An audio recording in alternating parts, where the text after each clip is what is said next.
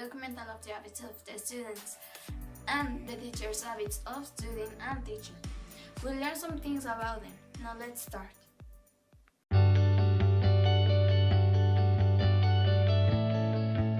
Hi, my name is Ryan. I'm going to introduce you to the Redskins habit. We interviewed some students from the high school setting to know more about them. We may say that students are very different one to each other. Why? Because they're in a phase of their lives where their hormones are literally crazy. We wanted to know more about their habits, the things that they like and dislike. That's the reason of this documentary. Do you want to know about their habits? Please keep on watching.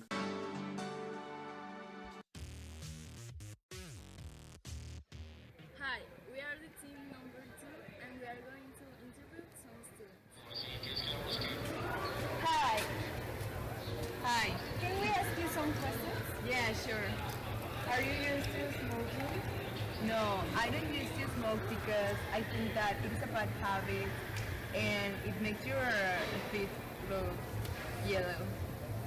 I'm not used to smoking because it really damages your health and it can give you lung cancer. Are you used to working out? Yes, I used to work out every Monday, Wednesday, Fridays, and sometimes Saturdays. I'm not used to working out because I don't really have time, but if I have time, I do. Are you used to doing your homework? Sometimes I'm used to do my homework, sometimes. Some others I just forget. I'm used to do it every night, and sometimes if I don't finish it, I do it in the morning. Are you used to studying before an exam? I'm used to studying in most exams.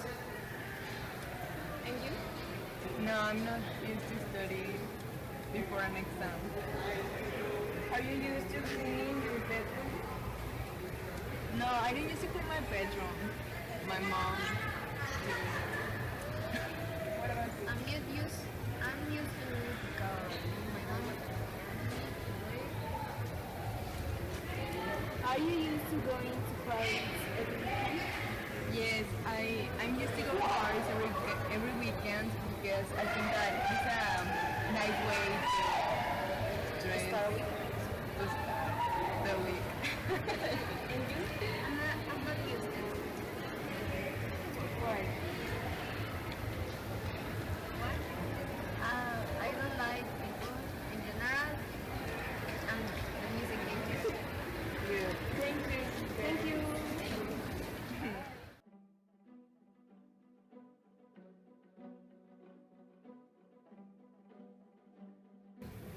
In this interview, we saw two students of our high school and realized that their habits are different. We also perceived that even when they are in the same high school, have the same classes and teachers, they aren't used to do the same things or have the same habits out of school.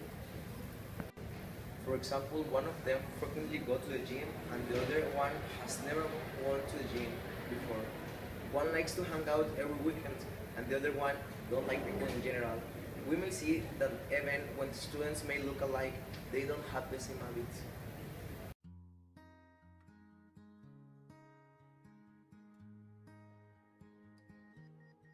While I'm studying for a test, I'm listening to music.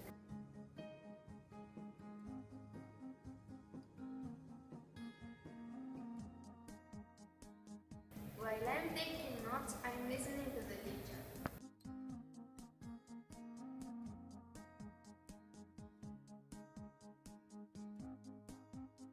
While I'm studying, I'm doing PowerPoint presentation.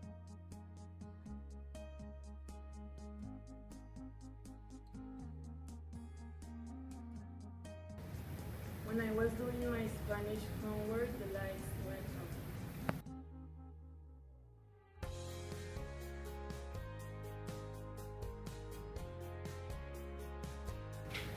When I was studying for the test, I fell asleep.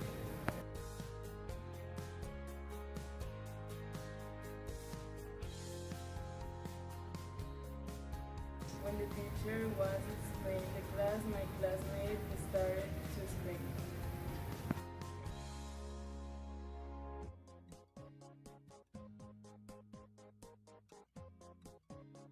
While the cheerleaders were making the routine, the left place fell.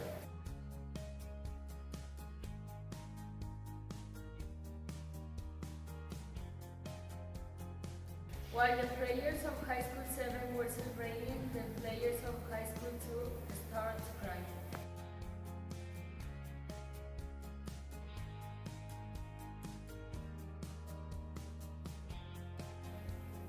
While I was eating in the classroom, the teacher kicked me out of the class.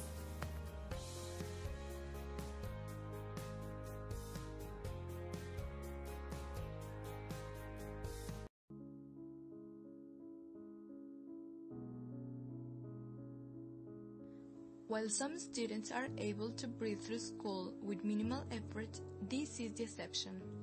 The vast majority of successful students achieve their success by developing and applying effective study habits. The following are the top 5 study habits employed by highly successful students.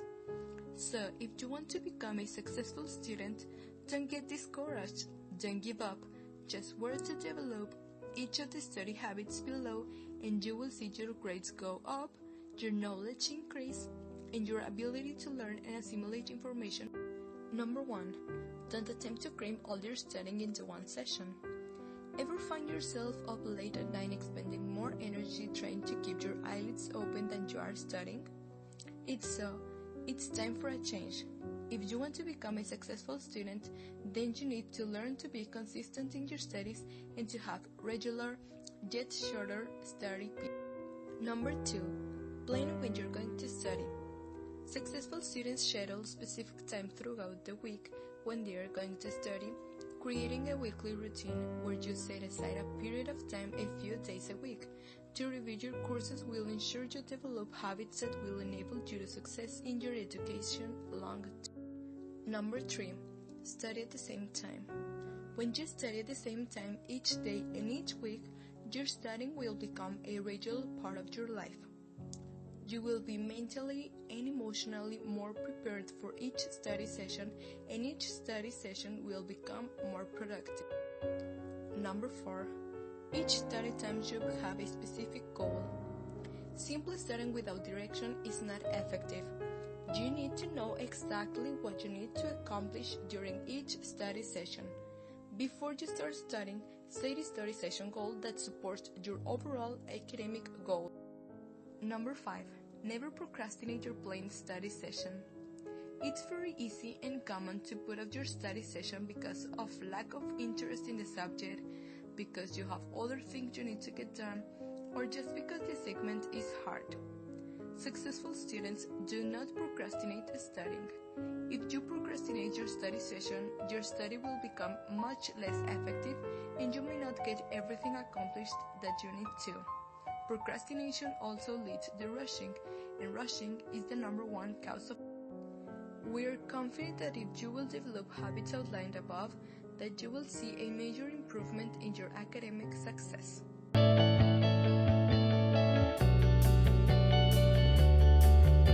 Next video we will see my mate Ryan interviewing a teacher about the teaching methods have changed and how she thinks the students have changed their capacities of learning.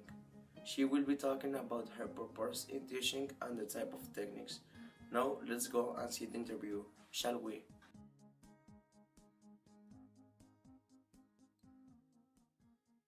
Good morning. Today I interview my English teacher, Anna. Hi.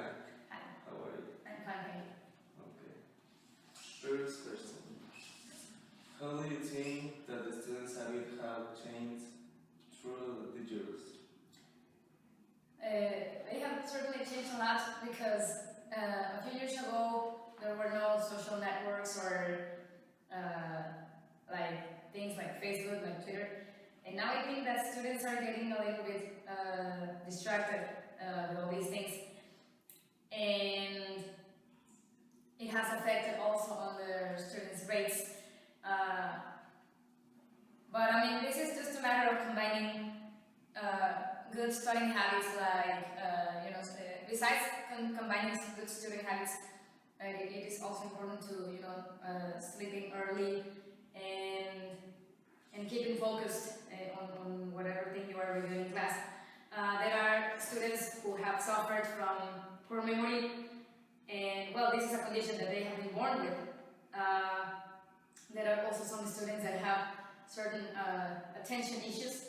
Yes, they have trouble retaining things, and well, it certainly has changed through all these years, and it has changed. I think that for the bad. Right now, social networks have been playing an important role in the parts of many high school students and even elementary school students, and this has been a great distraction for them. What recommendation can you give to students to improve their grades? Okay, my only recommendation is to review your notes at home, to practice everything, and not to keep any questions to themselves. And most of all, I mean, if I tell you I just recommend them to study. But I mean, they should know how to study. It is not just studying, it is just how to study, and it is all according to their level of comprehension or the learning level, and it is all according to their skills. If a student, for example, has problem learning mathematics, well, it would be easier that he or she get some specialists in the matter and some sort of help outside the just regular studying habits, like getting private classes or private consultancies. It also would help. What is your purpose in each class? Well, my purpose is just to transmit a little bit of knowledge of what I have been learning through the years, and also it's also for students to have fun in their classes. I mean, I try to make my fun as fun as I can, but my main purpose obviously is to let them be aware that you can be bilingual and to transmit this knowledge that I have been learning in a simple way, in an easy way. English doesn't have to be hard, English doesn't have to be difficult at all, and I think that everyone can learn English with a appropriate system, and obviously with some appropriate and simple explanations. The information can be easily transmitted, and that way students can understand it much better. What do you do when your students are out of control? When my students are out of control, I have had some situations like those ones. The first thing I do is I mean, first of all, I never try to exhibit the student in public. I just try to speak to him in private and to see what the problem is, or to see if this is just that he's getting just spoiled, or if he's really having having trouble concentrating on the class, or it just depends, right? It all depends on what kind of situation it is. But I always try to speak to the student in private and find out what the problem is. And if he really gets out of control, I have to speak to the parents. Of course, this is an important part. I have to get the parents involved in the participation of the student. And if this isn't enough, then I guess the student and I will have a serious talk about it, and just to see if the student is really interested in learning, then he can continue being in my class. Otherwise, there is no point. What studying habits do you think are the best for high school students? Well, the best studying habits for high school students would be gathering, like getting in groups, and so that there can be a brainstorming. Everybody can have their own ideas, and they can share their knowledges. And a thing that has worked for me all of my studying years, was that if I have a paragraph to read and I have to get the most important information, what I did or what I would do in those times is I would write questions about that information on the paragraph, I would write WH questions like what, who, when, why, but I made my own questions, and from those questions I would answer them. And to me, this is a technique that I still use whenever I have an exam, and my kind of memory is more like visual, so I retain the information easier if I write it myself instead of just reading it or just highlighting the information. And it has been working for me all these years. So if you have a more like a visual memory, that would be a good technique. Okay, that's it. Thank you. Thank you so much. Thank you very much. For this, we saw some students' habits. Now we got a look of habits the teachers have, and now they have changed along the years. This teacher told us that times have changed, and so are the teaching methods and the habits that she used to have and her view of her teaching years. Things have changed, and so are people, and that's good because it means that we are getting better. We really appreciate teachers who are truly passionate about teaching. The teacher who wants to be an inspiration to others. The teacher who is happy with her job at all times. The teacher that every other child in the school would love to have. The teacher that kids remember for the rest of their life. Teaching is meant to be a very enjoyable and rewarding career field. You cannot expect the kids to have fun if you are not having fun with them. If you only read the instructions out of a textbook, it's ineffective. Instead, make your lessons come alive by making it as interactive and engaging as possible. Let your passion for teaching shine through each and every day. Enjoy every teaching moment to the Bring positive energy into classroom every single day. No matter how you're feeling, how much sleep you've gotten or how frustrated you are, don't let that show. Even if you're having a bad day, learn to put on a mask in front of the students.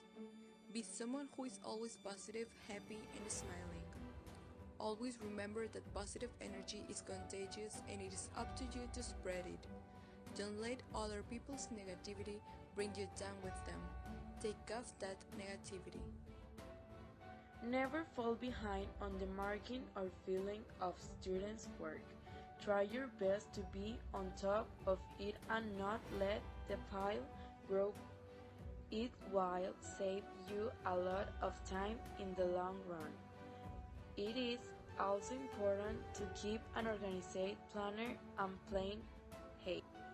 The likelihood of last-minute lesson plans became effective are slim.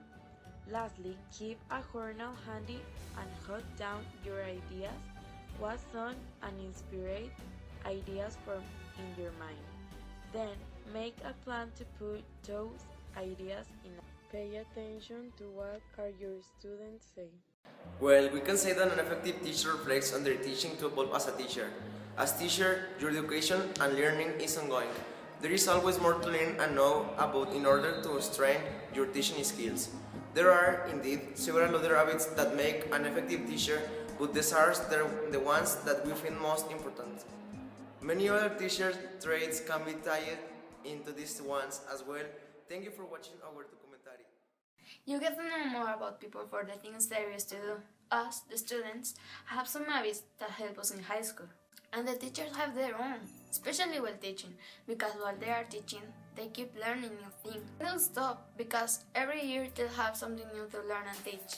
Since you're a kid, you are learning stuff, and you never really stop learning, especially after you finish your career and get a job. While you're growing up, you develop habits, good, bad, and bad ones. There are habits that you have that are essential for learning. While you are growing up, you develop habits, good and bad ones. There are habits that you have that are essential for learning.